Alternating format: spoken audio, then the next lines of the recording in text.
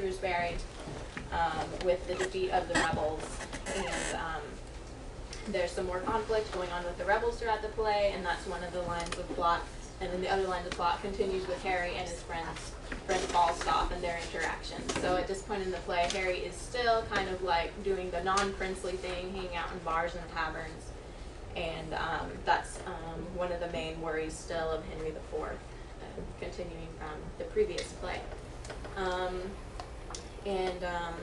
The conflicts with the rebels and with the king, they eventually get resolved because Northumberland, one of the strong rebels, the father of Hotspur, decides again not to come to battle, making the rebels' forces weak.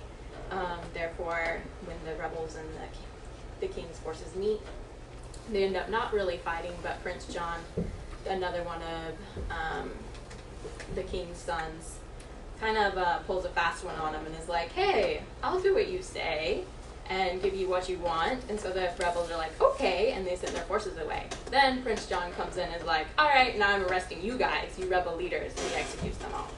So the king wins in the conflict between the rebels and the king's forces. And during the whole play, there's still these little scenes put in there about Harry and his friends hanging out in bars and stuff. And the main part of the play, the important part, is really the transformation of Harry. All the conflicts are kind of backdrop to showing how he transforms through the play and becomes the king he needs to be. King Henry IV dies at the end, and Prince Harry becomes the king. And one of the main themes in that is his transformation from this unruly prince to the king he needs to be. And some of the two things he's like struggling with is his loyalty to Falstaff, his friend, but Falstaff represents like appetites and rule of personal desire, and so at the end he rejects rule by appetite and personal desire in favor of ruling by justice and ruling by under the authority of rule of law. And that's kind of represented by his rejection of Falstaff and his like acceptance of this other character, the Chief Justice, as like this really important authoritative figure in his life and in his rule.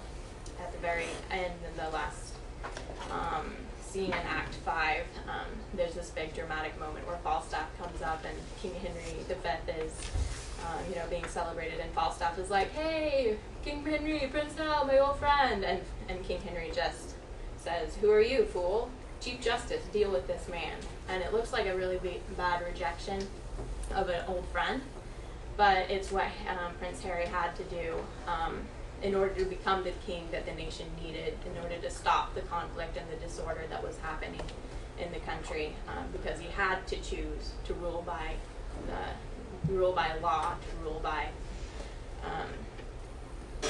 versus to rule by law versus ruling by what he wanted, what his personal desires were, what his appetites were, everything that Falstaff represented. So we have to cut off that friendship and to become the king that he needed to be. And so that transformation into his kingship is the most important aspect of Henry IV, and makes it really key and important in the whole string of 4 plays that come along, because it kind of ends the kind of conflict that was happening with the way Henry IV came to be king by killing Richard II, and gets it prepared for Henry V, where Henry V has a series of just victories and wonderful things happening for him. So that's all I have.